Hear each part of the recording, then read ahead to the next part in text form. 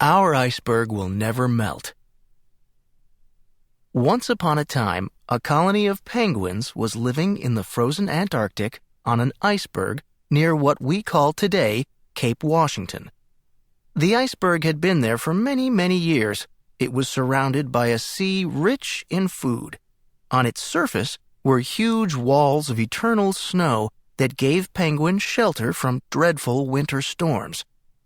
As far back as any of the penguins could remember, they had always lived on that iceberg. "This is our home," they would tell you, if you could ever find their world of ice and snow. They would also say, quite logically from their perspective, "And this will always be our home." Where they lived, a waste of energy kills.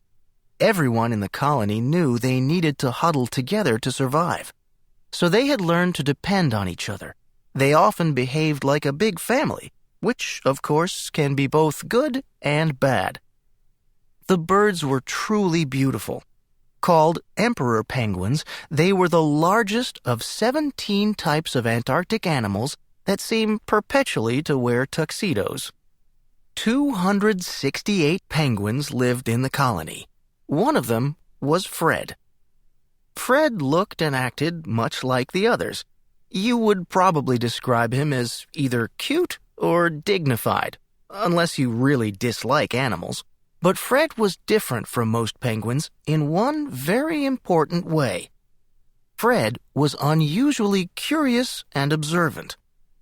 Other penguins went hunting for creatures in the sea, quite necessary since there was no other food in Antarctica. Fred fished less and studied the iceberg and the sea more. Other penguins spent much of their time with friends and relatives. Fred was a good husband and father, but he socialized less than average. He frequently went off by himself to take notes on what he had observed.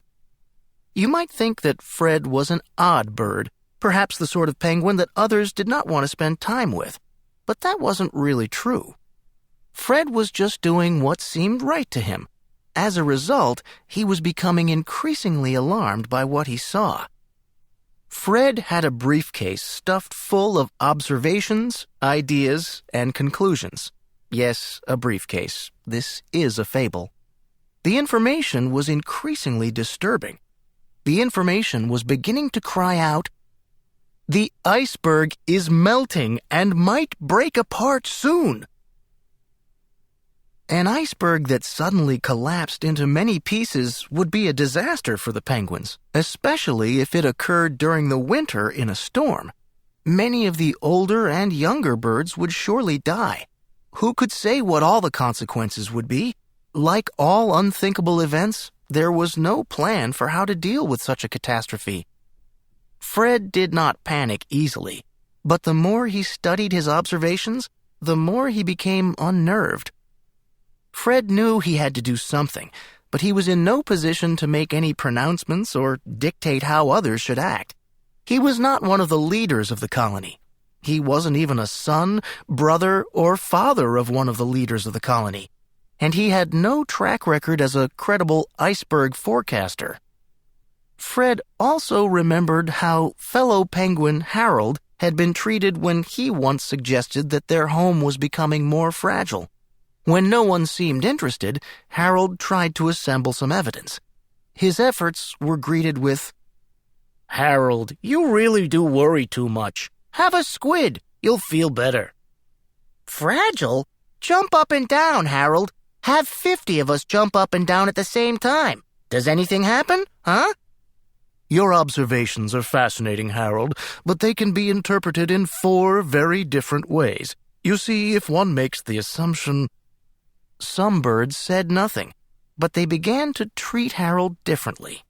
The change was subtle, but Fred had seen it. It was definitely not a change for the better. Fred found himself feeling rather lonely.